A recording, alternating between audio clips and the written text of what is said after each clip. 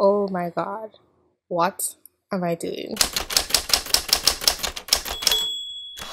Last week, I got an email from YouTube creators with the subject, "Hey Desiree Thinking, apply to Next Up 2018." I opened the email and there was an image with some people looking very happy, like they're celebrating something.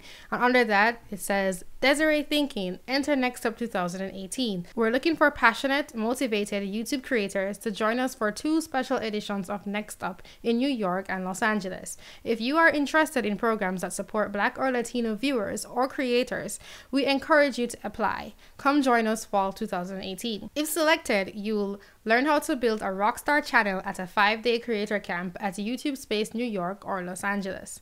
Meet and collaborate with other fast rising creators. Sharpen your production skills and receive a $1,000 voucher for production equipment.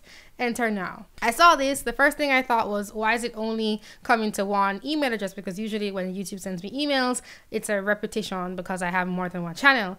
Then I realized it's probably because of the size of this particular channel. It's a lot higher than my other channels. Then, of course, I got really angry about the whole email because my whole channel is against this sort of identity politics in order to decide who is suffering more than another person. So I made a sort of angry tweet about this. I said, "No, thank you. I'm not interested in this. I'm not interested in promoting people based on their skin-based identity, but I would be more interested in actually helping people who actually need help and not using skin color as a proxy," which is something that I believe both what people would call racist people, like identitarians who are interested in white nationalism, for example, and people like YouTube in this instance who would like to help people use race, for example, as proxies for whether or not people need help, or use race, for example, as proxies for whether or not people have valuable attributes to bring to a society. So I sent this tweet that mentioned these things that I think, and one of my followers said that maybe I should apply so that I could give a dissenting voice rather than say, have YouTube have an echo chamber of people who think like them. And then I spoke to a couple people in my personal life, and they also said, well, maybe you could go there and learn something, or also go there and share something. So I decided I'm going to apply for this thing, and I'll try to be as honest as I can in my perspective on the matter and why I'm even applying. So I'll click this button, enter now.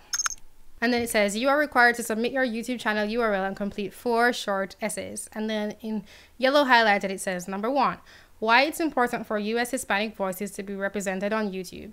2, how you think of yourself as a role model for this community. 3, why you enter the contest and what makes your channel stand out. And 4, how you plan to take your channel to the next level over the next year. Oh, it says special edition, Next Up New York, #YouTube Black. I guess Hispanics is Los Angeles and Black people are for New York. Let's write these 200-word essays, which should not take that long. This question honestly gives me funny feelings. I'm not lying. Why is it important for Black voices to be represented on YouTube? I won't tell you the whole essay, but I'll just tell you what I wrote. It's really interesting, this question, why is it important for Black voices to be represented on YouTube?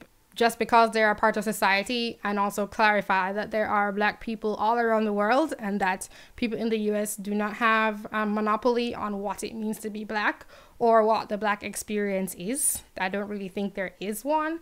So my opinion is that voices just should not be suppressed. Not that, say for example, one should be represented more than the other. I don't believe people should be classified this way, and whether or not they need help should be this way. I think it would be more useful if they asked about, I don't know, maybe your income or your life history or something to determine if you needed their help for some reason. But that's why I'm even doing this, because I honestly don't think they can empathize with someone like me, like my perspective. And then for number 2, how you think of yourself as a role model for this community. I said that I see myself as a role model because I am someone who shows people that it is okay to think and be different from what society expects of you. I also try to consider both sides of the argument. I also try not to be discouraged just because someone does not agree with me. I also am someone who is not from the US.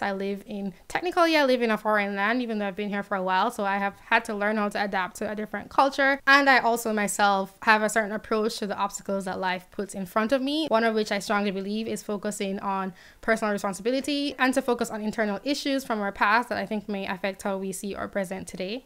And then number 3, it says why you enter the contest and what makes my channel stand out. And I said I entered the contest because I would really like for my voice to be heard, and I know that YouTube is suppressing my voice, particularly through censorship of my channel. I know that my comments have been censored and I have not been able to receive email support from them, even though I am a YouTube partner apparently, as it seemed from just their contest guidelines. So I said my hope is that YouTube personnel will hear my story and understand that I am a person trying to live in the world and have my voice be heard just like anybody else.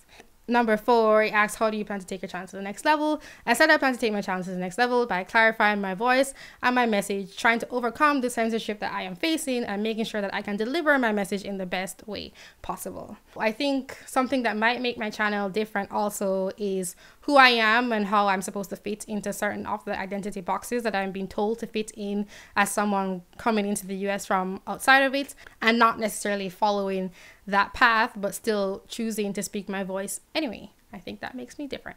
Not from anybody in the world, but I think it makes me a bit unique in the world that we live in today, especially in the West. I think I'm going to have to clean this up a little bit, but that's what I have so far.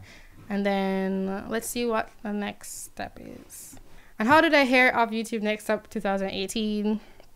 Email from YouTube. I agreed to be contacted by YouTube related to creator programs. And I'm being 100% sincere and honest in this, my essays. I'm also pretty much 100% sincere and honest on my channel. And I understand that people can't stand that. And I would like for everyone to know, especially people who don't fit into certain identity boxes that people want you to fit in. That does not just have to be race, it could be sexual orientation, it could be anything, and you don't think the way that other people want you to think, that it's 100% okay to be different. That's why I started my channel, because I wanted to share my voice and have it be heard. And I'm very disappointed that YouTube thinks it's okay to suppress my voice, which they have done.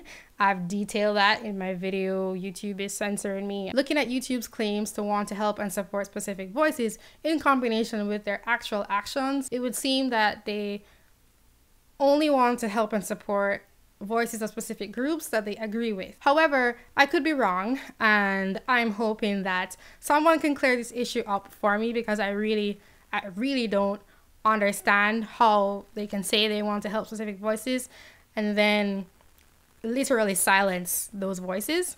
It also seems to me that if YouTube is giving away these opportunities based on a person's race, for example, in this case, I am not so sure that this is something legal, and I find it interesting that certain laws are applied heavily in cases where people agree with the outcome, but not in cases where people don't agree with the outcome, such as a private corporation choosing to offer its services to the people they think should have it based on certain identity characteristics, such as their race.